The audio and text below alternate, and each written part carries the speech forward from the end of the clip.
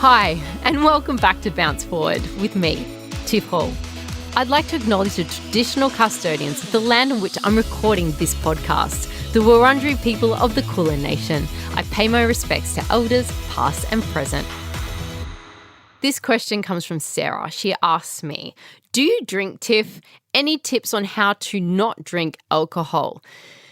I don't drink alcohol and I never have. Because I grew up with fitness instructor parents and then I sort of was an athlete and then, I went into television doing athletic stuff and was a trainer on telly, and it just never led to the time to start drinking. I always thought, I'll start. But then it was always something and I was really into my fitness. And then I met my husband, we've been married 10 years, I think 20 years ago nearly. Oh my God. He doesn't drink. And so then I had a support backup when we went out. We both don't drink and people would pressure me, just have one drink. But he'd always support me. And my parents don't drink and my sister doesn't drink. So we're a group of very boring people. But at the end of the day, you got to do you. So I've got some tips on how to help you drink less if that's your goal because you want to focus more on your health and fitness. First up, you really have to understand how much you're actually drinking, I guess. And there are some great drink size calculators on the internet or on your phone that you can plug your drinks into and you can know exactly, okay, each week I'm having X amount of drinks. Tracking your intake is really important because then you know how much you're having per day and it's really going to help you make a plan. You've got to have a plan. Put it in writing. Have those big reasons why you want to stop drinking, some solid goals. People who set daily drink limits consume 10% fewer drinks each week than those who don't. So it's really important to make sure that you set some limits on yourself straight away. Start easy. Instead of aiming for complete cold turkey, just try and aim to have a few less drinks to begin with over that 7-day period. Try Sober Mondays and make sure you tell your family members and your friends that you want to get healthier. Verbalize it. Tell them. Reframe drinking as you would any other health behavior, such as I'm going to eat better, I'm going to exercise more, I'm going to share it loud and proud with those that I love, and I want your support and I want you to make me accountable. This social approach is so good. My brother did Dry July or something a couple of years ago, and then he just stopped drinking. But he told everybody, he said, I'm going to get healthy, I'm going to get fit, this is what I'm going to do. And it just improved his quality of life so much. He was so happy with himself. The other thing that really works is trying a month of abstinence. So Dry July or Dry January, some people do, Sober October. This can really help you to just have a goal.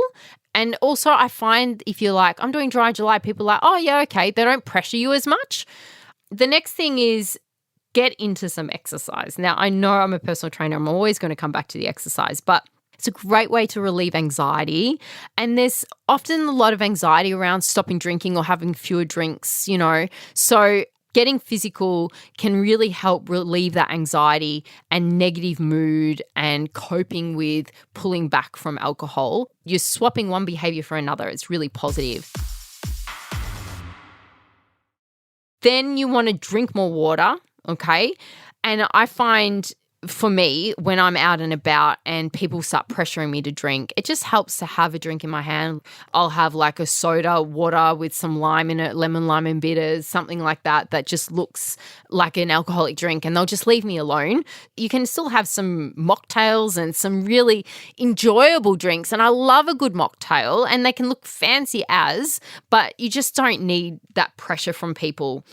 Make a plan for cravings. This is a big one because the urge to drink will come, especially in social situations. So just remind yourself that you're wanting to cut back, talk to your friends about it, distract yourself, and think to yourself, how can I replace this ritual of having a wine at night? What can I replace that with? Removing alcohol from your house? Just get rid of it maybe. Just don't have it there. We all know that if the temptation is there, if the chocolate's there, you're going to eat it. And then it's about avoiding triggers. So what makes you reach for a drink? Is it the relaxation after a huge day at work? Is it your kids? Is it a colleague that talks nonstop? Who is this person? Who is this trigger? What is this trigger?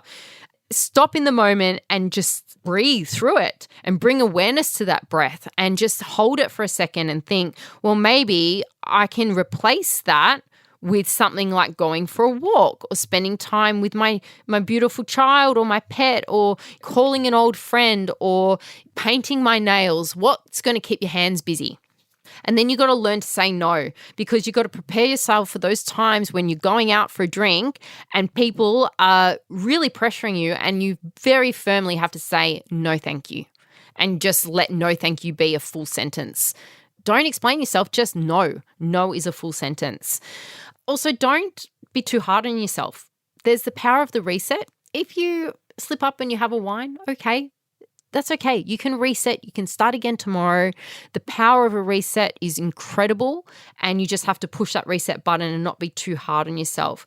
When you're out, things do get trickier, I find. So sipping non-alcoholic drinks slowly and, having a nice mocktail or something in your hand just helps you feel part of the scene and not like everyone's staring at you, because it can be really hard to get used to not having a drink when you first start out. If you're trying to reduce your alcoholic drinks, then alternate your alcoholic drinks with water. It's an oldie, but it's a goodie. Switch to light beer. Maybe that can help, or enjoy wine spritzers. And wait until your glass is empty rather than topping it up. That's a big one. Why not just be the designated non-drinking driver for social occasions? People will love you. I'll drive you in. I'll take you home. Okay. And people won't even question it. That's how I get around things. I'm the designated Dave. So speaking from personal experience of being a non-drinker for so many years, and my husband as well, and seeing my parents and what everyone in my family goes through as non-drinkers, it really does help to have some tricks up your sleeve so that you can deal with that peer pressure, because I find that the peer pressure is the worst. Thanks so much for listening to Bounce Forward. I love having your company, so please DM me on Instagram at tiffhall_xo and let me know any questions that you may have. Don't forget to rate and review me on your podcast app. Speak soon. Happy days.